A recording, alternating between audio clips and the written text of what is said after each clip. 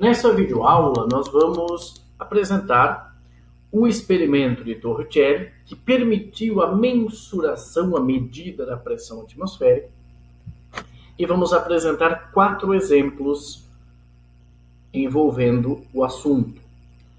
O Torricelli, esse cientista, evangelista Torricelli, ele realizou um experimento muito interessante que permitiu a medida da pressão atmosférica.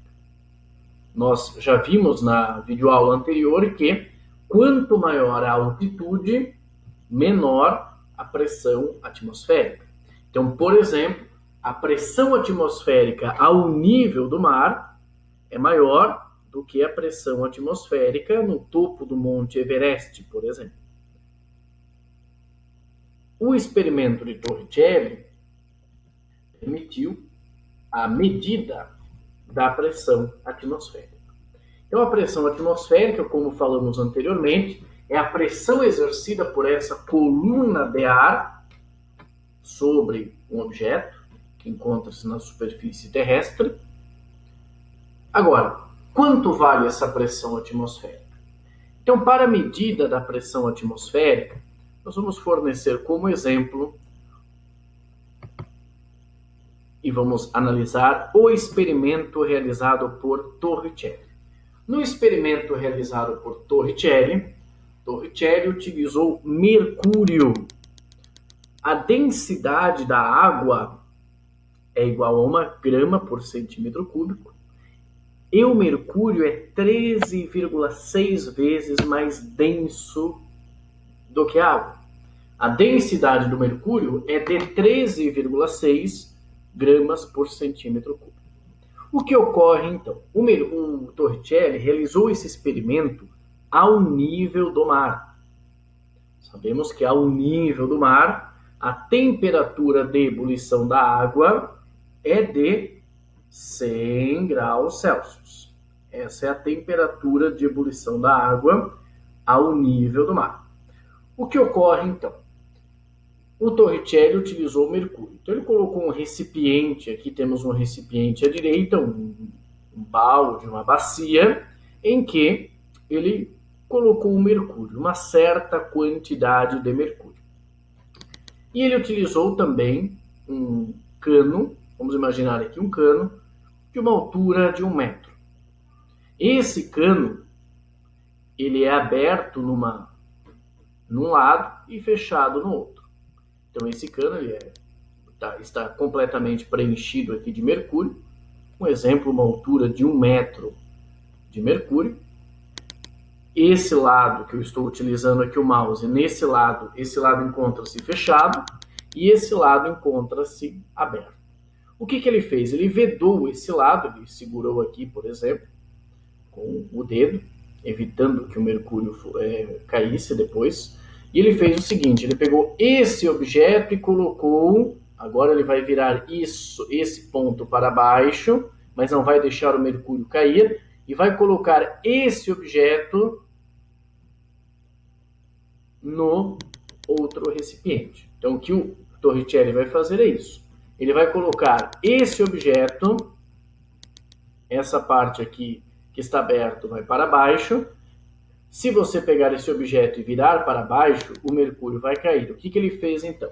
Ele segurou essa parte aqui, poderia utilizar um recipiente, evitando um objeto aqui, evitando a queda do mercúrio, mas ele poderia, por exemplo, segurar essa parte, virar para baixo e colocou o cano dentro da bacia com mercúrio. O que ocorre então? Percebam que você tem 1 metro de mercúrio. 1 metro de mercúrio. Essa parte superior, ela está aberta. Ele veda aqui, por exemplo, essa parte superior e coloca o cano no mercúrio, nesse recipiente com mercúrio. Ele colocou esse caninho aqui dentro e depois, claro, tirou o dedo, permitiu que o mercúrio descesse. O que ocorreu? Você tinha um metro, uma coluna de 1 metro de mercúrio. essa parte está aberta, quando você inverteu aqui, você colocou dentro do mercúrio, depois você abriu. Uma parte do mercúrio desceu. Essa parte superior está fechada, porque a parte aberta estava aqui. Uma quantidade de mercúrio desceu. Mas não desceu todo o mercúrio. Desceu apenas uma quantidade. Uma certa quantidade de mercúrio permaneceu no interior desse cano. E essa quantidade de mercúrio tinha uma altura, ou seja, uma altura da coluna de mercúrio. Ao nível do mar, essa altura da coluna de mercúrio foi de 0,76 metros. Você pode pensar o seguinte, então, professor, então se ele utilizasse um cano agora de uma altura de 2 metros, a mesma situação, ele vai utilizar um cano agora, 2 metros, essa parte ela é aberta, você fecha aqui, inverte, de cabeça para baixo aqui, coloca o cano dentro e depois você tira o dedo, por exemplo, de baixo para permitir o mercúrio descer. Quanto ele vai descer? Ele vai descer uma quantidade, mas mesmo assim, uma certa altura de mercúrio ainda permanece. E essa altura ao nível do mar é de 76 centímetros de mercúrio. 0,76 metros. O que ocorre? Como é que a gente explica isso? Essa parte superior está fechada. Essa parte aqui você tem apenas um vapor de mercúrio, uma pressão muito baixa, podemos considerar aqui um vácuo. O que ocorre então? Por que o mercúrio não desce mais? Para esse mercúrio descer, esse lado tem que subir e esse também. Pois, se você diminui esse volume, você aumenta esse volume. O que ocorre? Por que essa quantidade de mercúrio não sobe? Porque existe a pressão atmosférica. Então percebam esse resultado, esse experimento é muito interessante. Mesmo utilizando uma coluna de 1 metro, 2, o resultado que vai acontecer vai ser o mesmo. Uma quantidade vai descer, mas ainda assim vai permanecer ao nível do mar uma altura de 76 centímetros de Hg, de mercúrio. O que ocorre então, pessoal? Esse mercúrio não desce. Se ele descesse, esse nível, a direita e a esquerda, subiriam. Por que esse nível não sobe? Porque existe aqui uma pressão. Essa pressão é uma pressão externa. E quem faz essa pressão? Quem faz essa pressão é a pressão atmosférica. Então, sobre esses pontos do mercúrio, a pressão existente é a pressão atmosférica. Sobre esses pontos. Então, a pressão atmosférica não permite que uma quantidade maior de mercúrio desça. Ela sempre vai manter, podemos pensar dessa forma, uma altura de 76 centímetros de Hg. O que ocorreria se você fizesse esse experimento na Lua? Se você fizesse esse experimento na Lua, toda a quantidade de mercúrio iria descer. Essa quantidade de mercúrio iria descer, você teria depois um espaço aqui totalmente preenchido, mercúrio aqui dentro, ia ficar tudo no mesmo nível. Por quê? Porque na Lua existe gravidade, mas não existe atmosfera. Então, na Lua não existe pressão atmosférica, pois não existe atmosfera. Mas na Lua existe aceleração gravitacional. Ela é 6 vezes menor do que a aceleração gravitacional na Terra. A aceleração da gravidade na Terra, aproximadamente 10 metros por segundo ao quadrado. Para você saber quanto vale na Lua, basta dividir por 6. Então, o que ocorre? Essa quantidade de mercúrio desceu. Uma quantidade de mercúrio, aliás, desceu. Mas permaneceu 76 centímetros de mercúrio. Essa região podemos considerar vácuo. Temos então que a pressão atmosférica não permitiu que essa quantidade de mercúrio descesse. Vamos analisar utilizando o teorema de Stevin, que nós vimos nas videoaulas anteriores. O que afirma o teorema de Stevin? Se você tem pontos de um líquido, mesmo líquido, pontos que estão na mesma horizontal de um mesmo líquido, estão na mesma pressão. Vamos utilizar então esse ponto, esses dois pontos, o ponto A e o ponto B. Esse ponto A, ele está localizado exatamente na fronteira entre o mercúrio e o ar, exatamente nessa superfície. E o ponto B, ele está no mesmo nível horizontal do ponto A. De acordo com o teorema de Stevin, em alguns locais você encontra a lei de Stevin, o que afirma o teorema de Stevin? Pontos de um mesmo líquido que estão no mesmo nível estão na mesma pressão. Podemos afirmar, então, que a pressão no líquido em A é igual à pressão em B. Então, a pressão em A e a pressão em B são iguais. Por quê? Porque você tem mercúrio no ponto A, mercúrio no ponto B, a pressão, o A e o B, aliás, estão na mesma horizontal, consequentemente, eles estão submetidos à mesma pressão. Se você poderia utilizar também, lembra que falávamos sobre os vasos comunicantes, o esfigmomanômetro. Você poderia também utilizar aqui um ponto C e outro ponto D, na mesma horizontal, mas não seria útil na análise dessa situação. Nessa situação, nós vamos escolher esse ponto A, que fica na superfície, e o ponto B, que fica nesse ponto aqui. Então, esse ponto B e o ponto A estão na mesma horizontal, é o mesmo líquido, mesmo fluido, então a pressão em A é igual à pressão em B.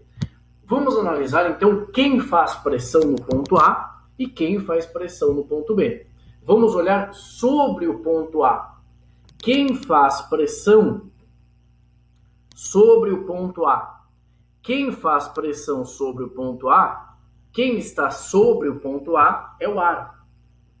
Então, a pressão exercida sobre o ponto A é a pressão atmosférica. A pressão exercida sobre o ponto A é a pressão atmosférica. E sobre o ponto B, quem faz pressão? Não tem pressão atmosférica sobre o ponto B. Por quê? Porque essa parte superior está fechada. Aqui você tem um gás muito rarefeito, praticamente vácuo. Quem faz pressão, então, sobre o ponto B? Uma coluna de mercúrio. E uma coluna de mercúrio que tem altura igual a 76 centímetros.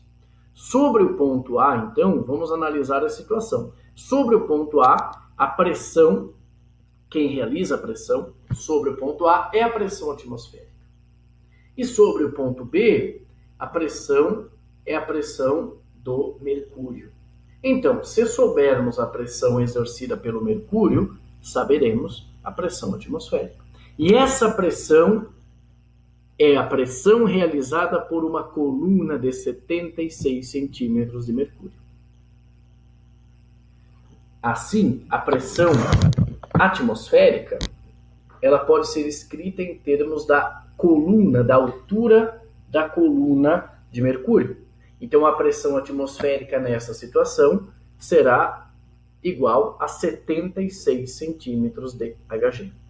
Em muitos locais, quando você vai estudar a pressão atmosférica, você encontra essa unidade, centímetros de Hg. O que significa isso? Que se você fizer esse experimento ao nível do mar, a altura da coluna de mercúrio será de 76 centímetros de Hg. O que ocorre se você levar esse experimento para o Monte Everest?